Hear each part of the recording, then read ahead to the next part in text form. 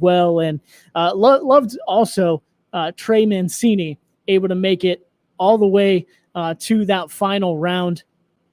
And, if you know his story at all, coming back from cancer over the last few years and being able to go out there and lay it all out there and almost comes home with it. But, man, Pete Alonso, like we said, giving that repeat winner and doing a great job there last night.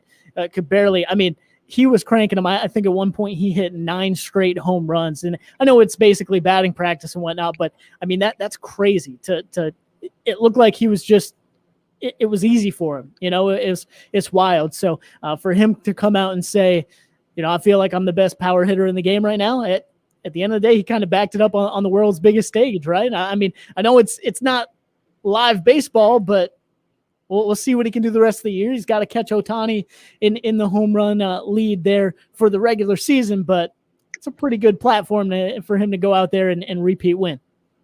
Yeah, I agree. I don't think people understand the difficulty of hitting home runs on an actual MLB baseball field. That field is huge, man. So if you hit even just one home run, that's a lot more than what I could hit personally. I know that. I don't even think I could hit on a regular baseball field. But 9 home runs in a row, 23 for the night. That's just crazy. You're right.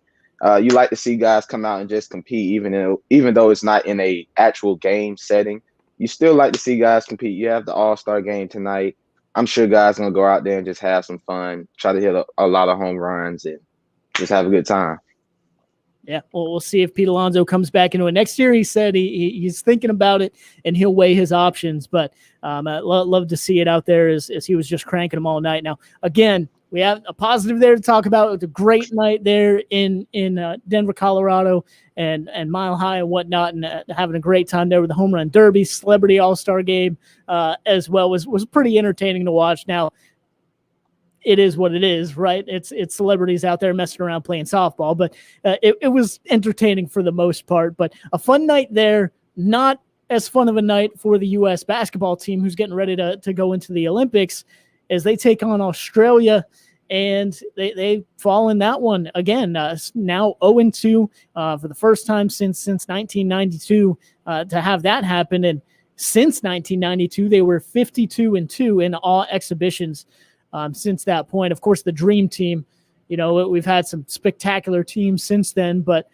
at the end of the day, this isn't official Olympics business, but it is your team getting prepared to go out there and play and go out there and try and win the gold once again. And I think that there's been questions of pride on the line and things like that. And, the guys being fully 100% in and all that kind of thing. Campbell, I know you're bigger basketball fan than me even. I love basketball, but you bigger basketball fan than me even. How do you feel about what you've seen from them so far? Because, I mean, like I said, not official business, but, I mean, it's close. Yeah, I believe the culture has just changed for Team USA. You have the 08 redemption team with Kobe and them when they had lost in 04 with AI and that crew. They had, I think, won the bronze, lost to Argentina in 04. You had the 08 team, the 2012 team, that they really set the bar as taking the USA basketball serious. And now you have this team. If you watch them play, they don't play any defense. They just don't seem into the games like all the teams in the past that you've seen.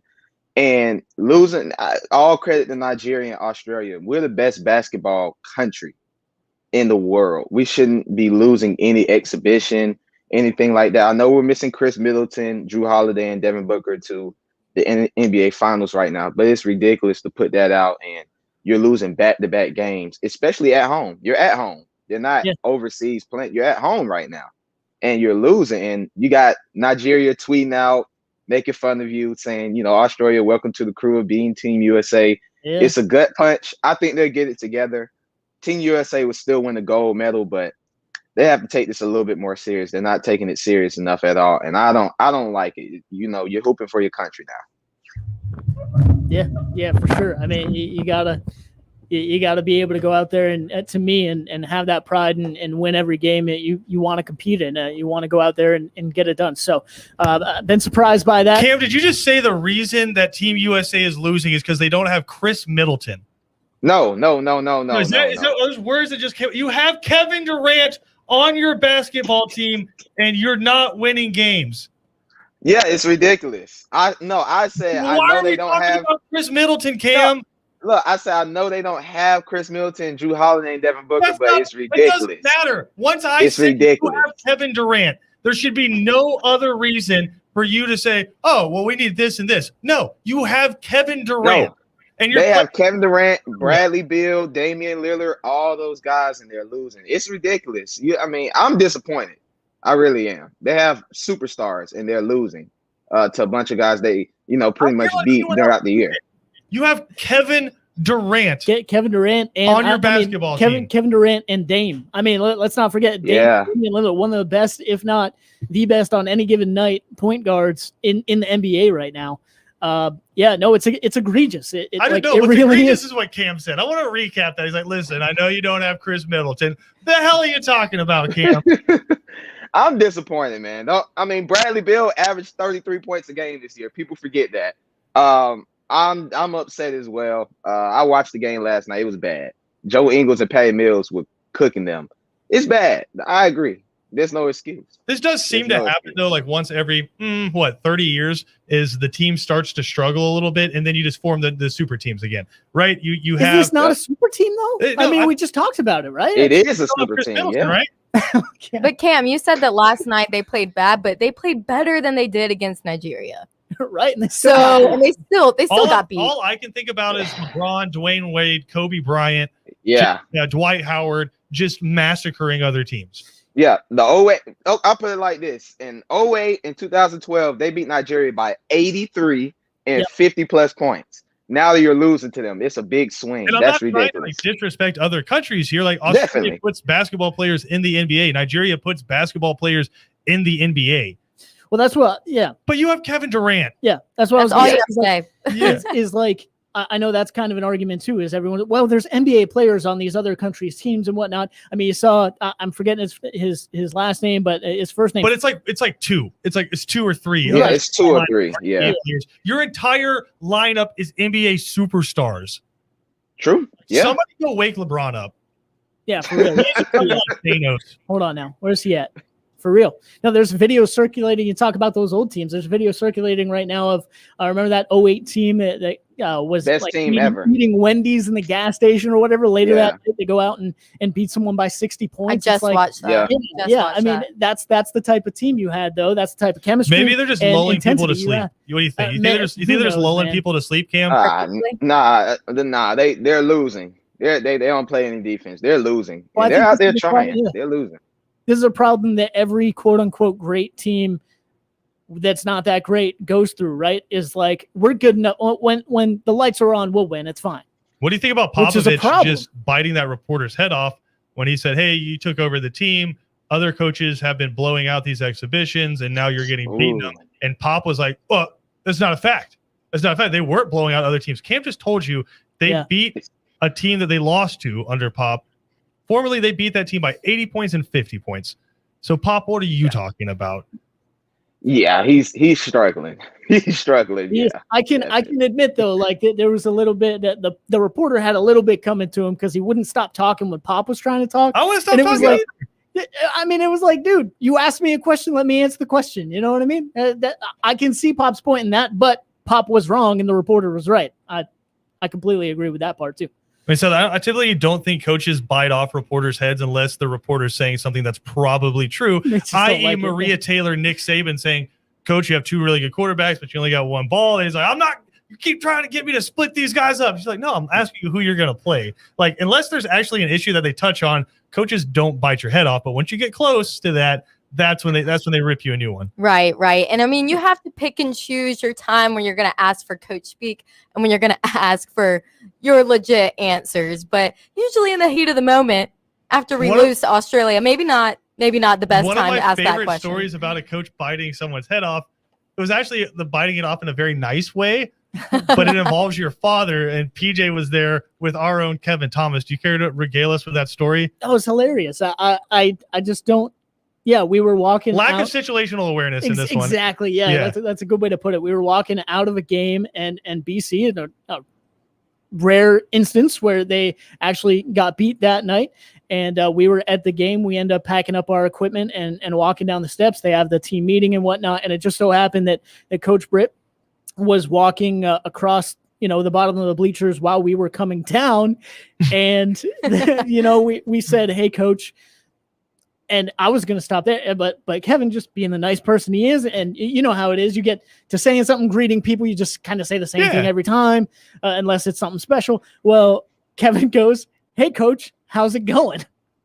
And I'm just like, I looked over at him like, "How's it going?" So, like you said, it was very nice. It wasn't mean. Like, but like for real, like imagine Auburn beats Georgia in Sanford Stadium. Kirby Smart walking off the field. You're like, "Hey, Coach, how's it going?"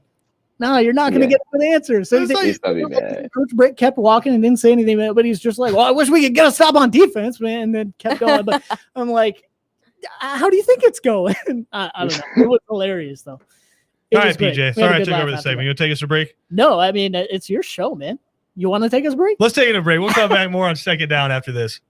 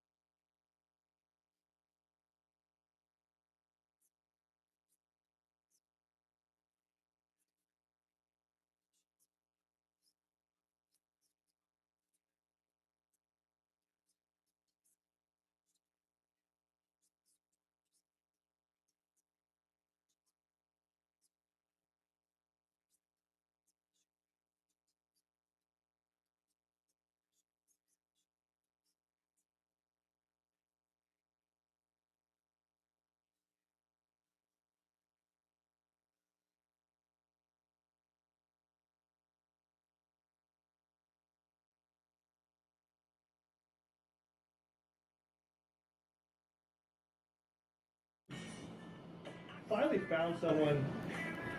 found someone that appreciates Creed, PJ.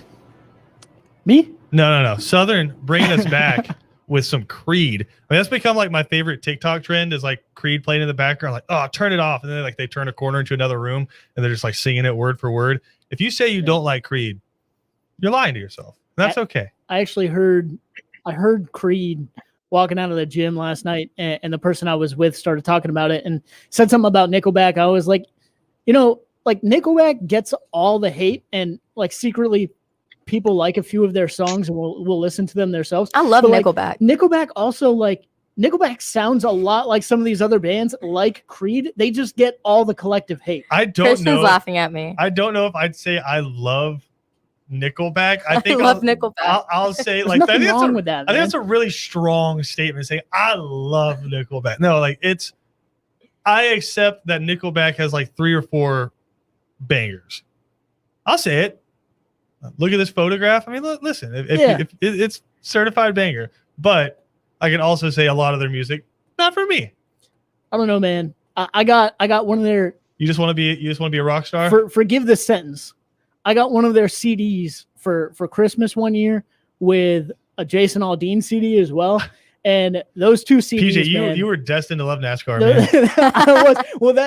I forget what the name of the CD is of the album was, but the cover was like the old like 70s hot rod driving away into the sun, whatever it's called. I was just like, man, this is perfect. Like you said, this is the pinnacle of music making right here. That's it, man. I don't know if they were Cam, like, what's your favorite Nickelback song? Don't listen to them. Come on, Cam. You don't have to lie here. We're all being honest. I'm for real. What's your favorite Creed song? Nope, don't listen. All right. Well, Cam's one of those Whatever. secret Nickelback Creed fans. Whatever, man. When they bump it on Spotify, Cam, it's okay. It's probably like one of the stations they create for you where it's like made for you and it's just Nickelback and Creed. It's okay. We're with you on that one. Stained, maybe. A little bit of Stained on there as well. Oh, yeah, probably. What do they call that? Corporate rock? Just a lot of the early 2000s corporate rock. That's what Cam's about. I know Southern's a big yacht rock fan. Just some Hall & Oates.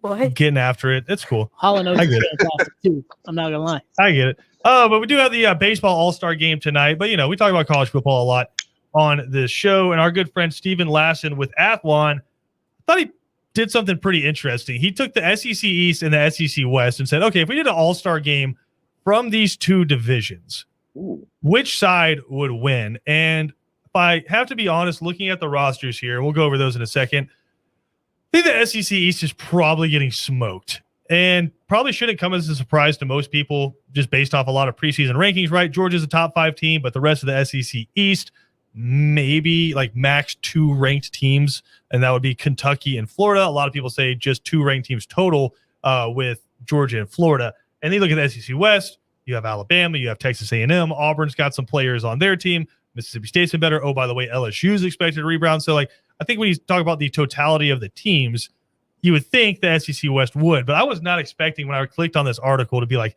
oh God, this might be bad. So just quickly going through just the skill players, right? SEC East has some really good players, right? He picked JT Daniels as the quarterback for the East. Kevin Harris, the former Bradwell Institute running back now at South Carolina, but an unbelievable year last year as a running back. Christopher Rodriguez, who, if you don't know, hell of a running back for Kentucky. And then all-purpose Wan'Dale Robinson for Kentucky as well is really good. Wide receiver Jermaine Burton from Georgia, wide receiver Jalen Hyatt from Tennessee, and wide receiver Cam Johnson from Vanderbilt, right? Good players. Maybe could be great players, but as of right now, good players. Let's go through the SEC West. Matt Corral, Ole Miss's quarterback. I think might be the first quarterback. Him or Malik Willis will be the first quarterbacks off the board in the 2022 draft. Isaiah Spiller for Texas A&M. Tank Bigsby for Auburn as your 2 running backs. Tank Bigsby, my early pick to win the SEC Offensive Player of the Year. It's tough, man. Jerion Ely is your all-purpose player. Might be the best wide receiver in the SEC. And then your 3 true wide receivers, Traylon Burks, Arkansas, is going to be All-American. John Mechie, Alabama, who's the next guy at Alabama. And Keyshawn Butte at LSU, who is the next in line after the Justin Jeffersons and Jamar Chases. Those are your skill guys for the West. I mean, Southern, I'm looking at this. Don't think it's looking too hot for the SEC East. Yeah, I'm looking at the O-line. even that stacking up against each other, the East to the West.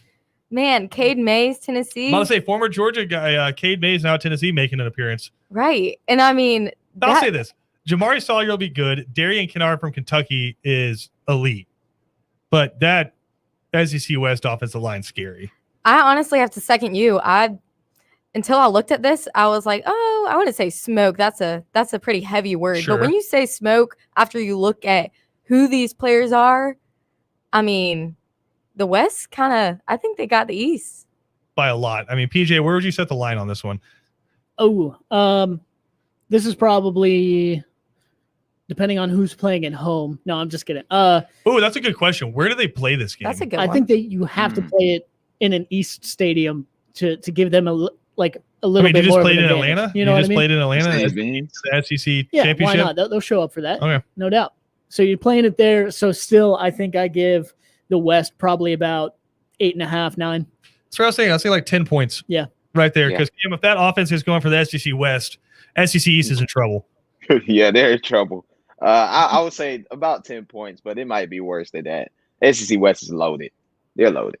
Now, I will say this. Surprisingly, Florida with the most players on the defense. They have Zach Carter, the defensive lineman, also Brenton Cox for Florida, Ventrell Miller, the linebacker, and Kaiir Elam, who's an All-American at corner for Florida. So quietly, I think Florida's going to have a really good defense coming up this year. But let's just look at that Western defense. DeMarvin Leal for Texas A&M, who might be a top 10 pick coming up. LeBrian Ray for Alabama.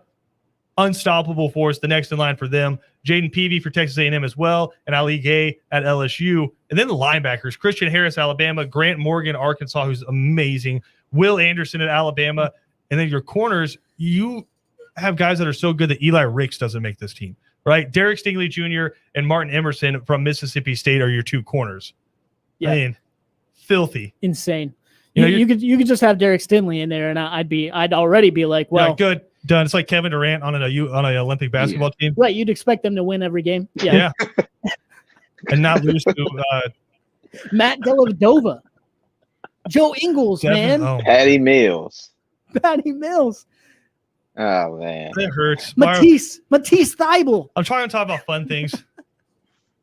Who do you guys feel like were left off these lists? Does anybody stick out immediately in your mind? Off this list. I don't have the list. Hold on. Let me see.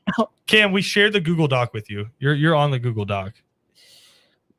Oh, that. Oh, okay. Oh, that. Yeah. No, I'll say Eli Ricks is one guy that got left off that list that I think probably should have made it for the SEC West. Yeah. In terms of the SEC East, I'd say, listen, Nakobe Dean might be the best linebacker in the SEC, and the fact that he's not on the list is kind of curious to me. I know he didn't do like true edge rushers, defensive tackles, defensive ends. He just did like the 4 best defensive linemen, best linebackers. But I think Nakobe Dean might be the best linebacker coming up in the SEC.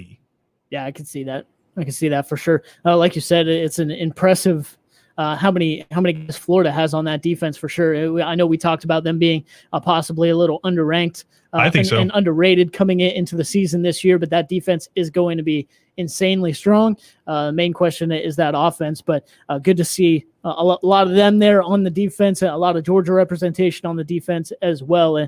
And I mean, at the end of the day, it's funny to see. You kind of look at East and West. It's a whole lot of Georgia and Florida versus Alabama, and maybe you sprinkle in some LSU and Texas A&M in there. But you can obviously see the representation of who's going to be the strongest. I think 4 or 5 teams coming into the SEC season. And you talk about that comparison between East and West too.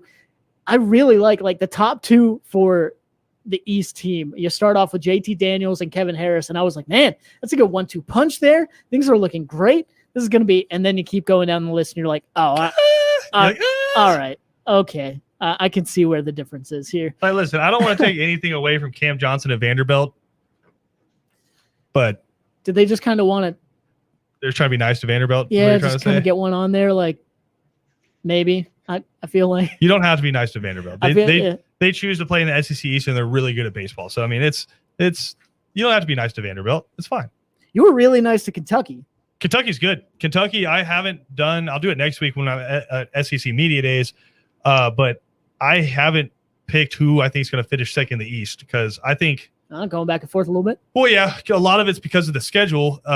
Florida has Alabama and LSU and Georgia on the schedule. Yeah. Right? Wild. Like that's like, could they beat Kentucky head to head? Absolutely. Could they also end up with more SEC losses than Kentucky? Yes. Right. So I need to dive into that a little bit more because I haven't firmed up who I think is going to finish second in the East. Number one, I think is going to be Georgia. Yeah. But I think there's a really good chance Kentucky could finish number two and honestly be potentially looking at a New Year's Six, if not one of the really good Florida Bowls like the Outback or the Capital One, one of those. So, I mean, I think it'd be a really good year for Kentucky. They have NFL talent on both lines of scrimmage. They had some transfers come in that are really good. They have some really good weapons. The entire question is surrounding new offensive coordinator Liam Cohen and who's going to be taking the snaps at quarterback. Right. We got Joey Gatewood, the Auburn transfer. Yeah. But is he the guy that you trust to sling it around, or is he more of a mobile quarterback? They want to throw it around because Kentucky's been known as a running team since Stoops got there. I mean, I guess you think back 20, 30 years, it was air raid. Yeah. Right? Jared Lorenzen and Tim Right. Couch.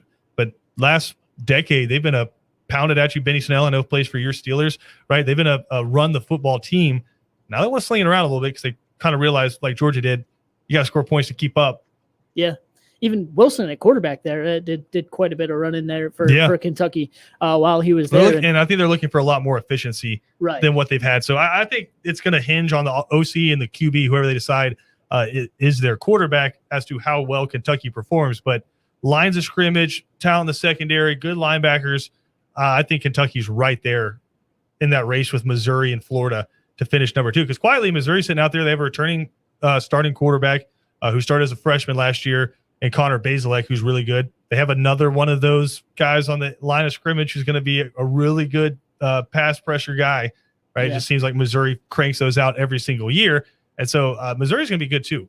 I just think Kentucky, line of scrimmage, they're a really good football team. Let's take a quick break. We'll come back, put together an all-star team of our own here on Second Down. We'll get you ready for 3 and Out. Big show coming up on 3 and Out today. Catch up with Mark Bradley from the AJC. He has some bold predictions coming up for the SEC and the ACC. Also going to catch up with our good friend Rich Styles of the Back Nine Boys Open Championship this week. It's the Open Championship. It's not the British Open.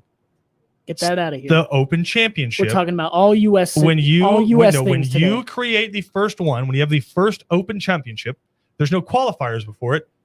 You're the Open Championship. So we'll talk to Rich Styles about that. Also, former SSI resident Lucas Glover won the John Deere Classic over the weekend. So we'll catch up with Rich Styles about that. And then final segment, we'll catch up with Will Vanderhort from the ClemsonInsider.com. He has a new book out, The Hidden History of Clemson Football. We'll talk some Georgia Clemson with him and some Clemson history as well. All that coming up on 3 and Out. We're going to take a quick break here. Come back with more Second Down after this.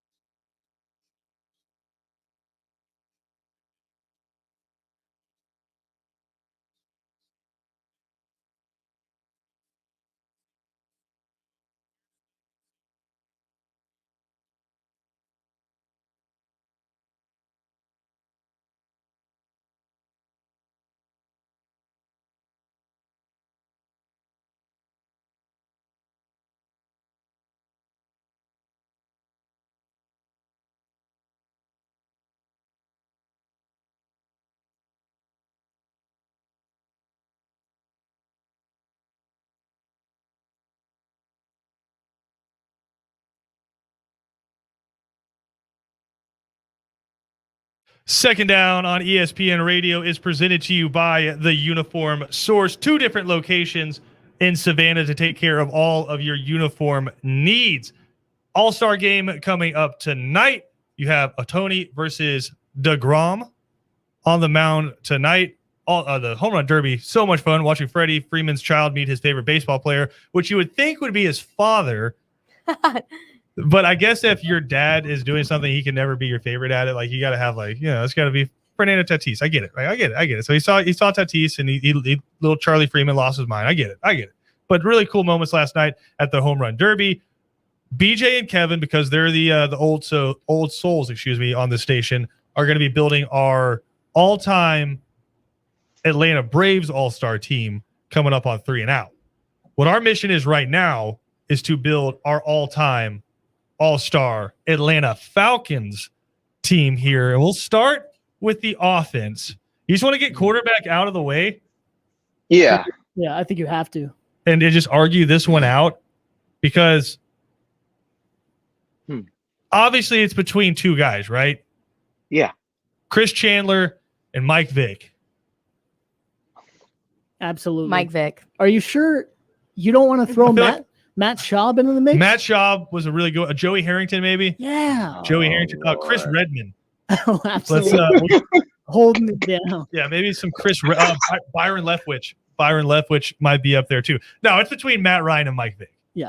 All respect to Chris Chandler. I know he went to a Super Bowl, but turning around and handing the ball to Jamal Anderson. Man, I think in terms of like excitement, it's Vic, but in terms of like production and winning, it's Ryan. For sure. Definitely. This is a hard one for me. So we'll go around. PJ, we'll start with you.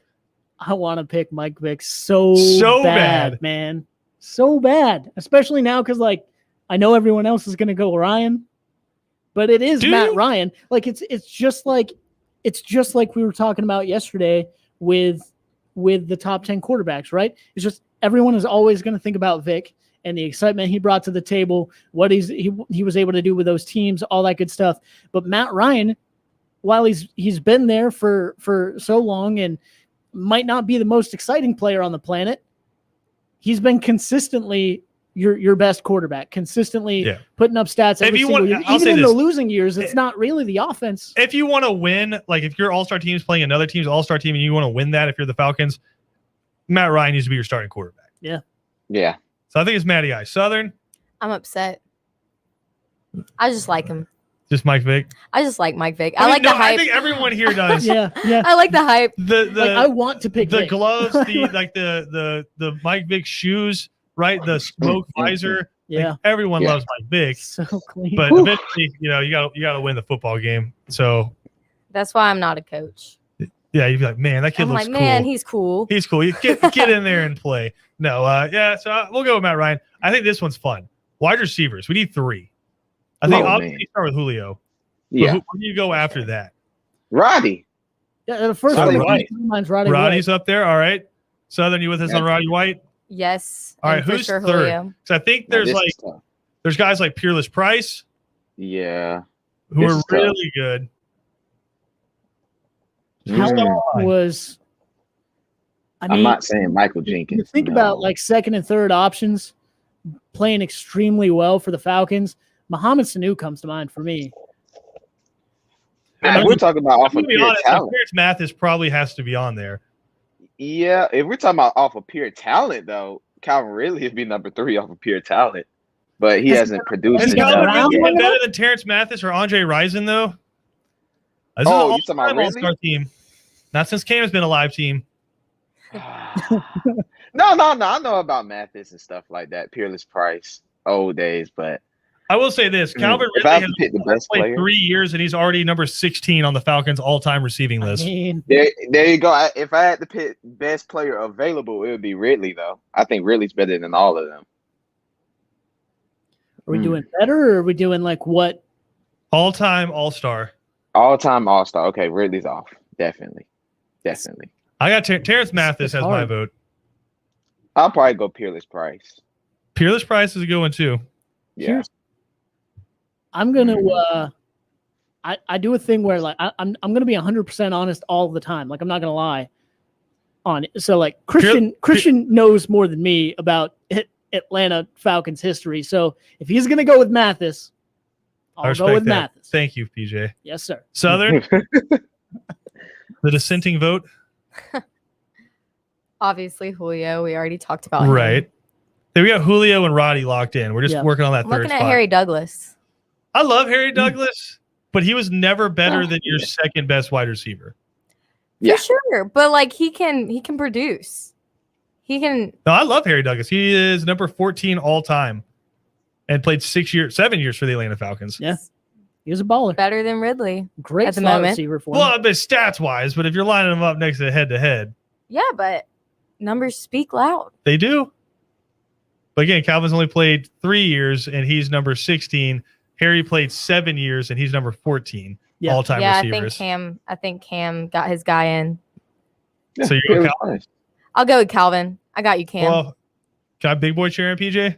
Well, I mean, I guess. But mine. I mean, You said Terrence. I said Terrence, but So I did say like I don't know. I guess Sanu was only there for a few years, but like while he was there, he was awesome. Huge impact. He was awesome. Oh, he was awesome. Yeah. He's also a He was Falcons killer because he has, I think, 2 career Falcons passing killer. touchdowns against the Atlanta Falcons. Right, Passing right. touchdowns, not True. receiving touchdowns. Passing. So we can't put him on there. I love Mohamed Sanu though.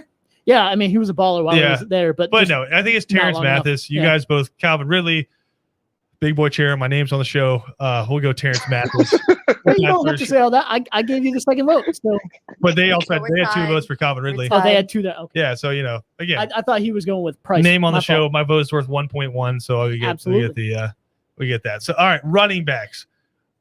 Let's go with 2 running backs here for the all-time All-Star team.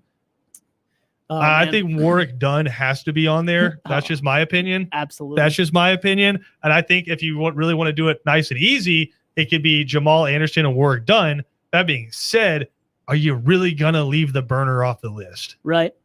I mean that's the one I keep thinking about is Michael the Burner Turner and trying to keep him off. But I mean it's not like you're keeping him off for some nobody or anything like that. You know, it's not like it's a huge snub. He's consistently very, very good for a long time. It's not like you're, with all due respect to him, it's not like you're leaving him off for Steven Jackson. You know, so it's another guy that like I want to put him on there. I respect him. I loved watching him there in the Falcons jersey. But did he lead the league in rushing twice or just once with Atlanta? I know once for sure. I mean, he's the Falcons' second leading rusher all time. Gerald Riggs is another one. Yeah. It might be know. recency bias with old Warwick, but he's 4th all time. Yeah. Work done. Jamal Anderson, just what they were able to do while they were with going the back to team. the 80s, Gerald Riggs is the Falcons' all-time leading rusher. Right. But again, it's like it's an argument of what have they done for the team versus who do It's you fair. want? Falcons were not winning a whole lot of football games. Yeah, back then. like who do you want to have if you're going to go out and just win a game in an All-Star game? You know what? I'm going to change my vote. I'm going to go Gerald Riggs and Warwick Dunn. No. Gerald Riggs and Michael Turner. Really? Michael Turner was the running back for the Falcons the first time they ever had back-to-back winning seasons. I want to hear why Kim's so upset. I'm not a Michael Turner fan. I mean, he was good for Atlanta. I'm just not a Michael Turner fan. I'm Warwick Dunn. Amazing for Atlanta. I think he had 1,800 yards rushing one year. He was amazing, but I'm a Warwick Dunn guy. I love Warwick Dunn. I'm a Warwick Dunn guy. I really am. Even though he got a Super Bowl with Tampa. I'm a Warwick Dunn guy though. Second running back. That's tough. You gotta give me another second on that. That's What pretty about tough. Jamal Anderson? I love Jamal. I think if we're talking about like hype and like name and legacy around the Atlanta Falcons, Obviously, we Then it's recognize Jamal. the kind of team I'm picking. the dirty bird, right? Like Yeah. it's the dirty bird. But if there's a production and being like great running backs, I think you gotta have Gerald Riggs. I mean, Gerald Riggs in the 80s averaged over 4 yards a carry for the Atlanta Falcons, who I believe were playing in the NFC West back then. Right. Man, it's just like you bring someone up like that, and it almost feels disrespectful not to Be pick them. disrespectful. This is a young show. You can be disrespectful. I think that the more we talk about it and the more we talk about them, it's hard for me not to go with Warrick Dunn and Michael Turner. All right, work done on Michael Turner for PJ. Southern.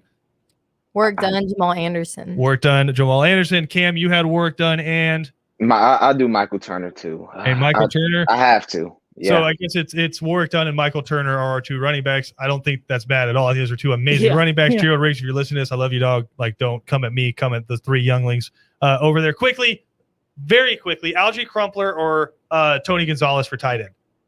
Ooh, dang. Oh, dang. I'm gonna go with Gonzalez. Tony Gonzalez for PJ. Crumpler. Crump for Southern. Cam. Tony G. By hair. I mean, he has more receiving yards than Tony G. Love Tony G, but Crump was just he was that dude. I'm gonna go with Algie Crumpler. 1.1 comes again, so Algie Crumpler is our tight end. We gotta take a quick break. We'll come back. Final segment of Second Down next.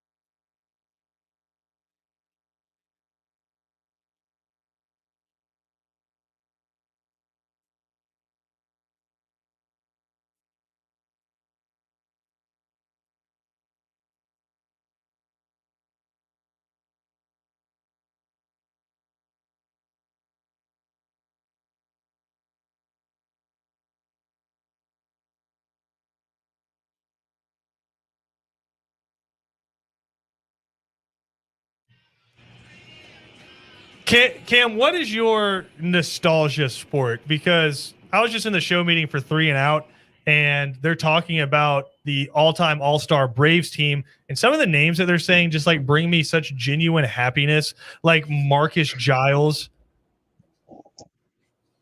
and Adam LaRoche and Rafael Furcal, just Nate McLouth. Some of those names, Brian McCann, just brings me like genuine warmth to my heart. What's your comfort sport? Like, what just gets you happy and giddy? College football. That's Easily. Fair. Yeah, man. Back in the day, those cool commercials back in the day. Used to love them. Love those cool commercials in College Game Day. All nostalgic and happy. Watch the smile. LeVar Arrington. I love it. Say Paul Podlesny for me. Paul Podlesny. How about look at recently. Paul Podlesny. Really? Ooh, Trace. Don't do it to him. Don't do it to him.